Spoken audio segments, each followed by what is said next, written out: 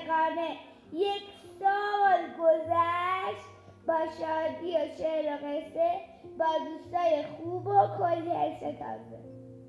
انگار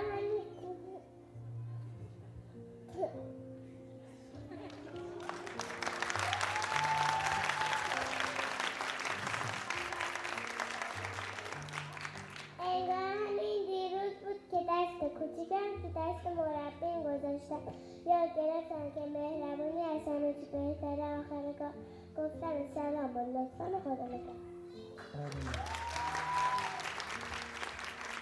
بار دیگه خندیدیم و بازی کردیم، قصه های شیرین شنیدیم، شعرها خوب میخونه. کل با دستامو کاغذهای با مزه درست بکنیم.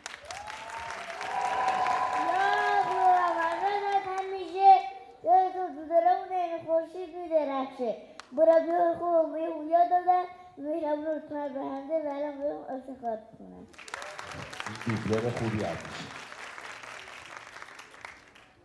مامان و بابا چه خوب شد که ما رو بردیم تو شبستان، چون الان کلی دوست خوب پیدا کردیم. یکی پر از خاطره خوش و درس‌های تازه که میتونیم همیشه ازش استفاده کنیم.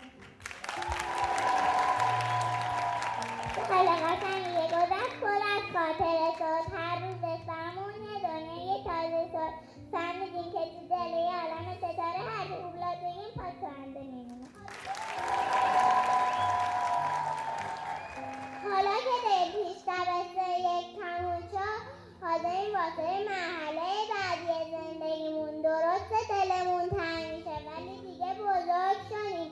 وقتی پیش دبسته دومان رسیدیم. چقدر حرفای قشنگی، اشک عمل در بردن.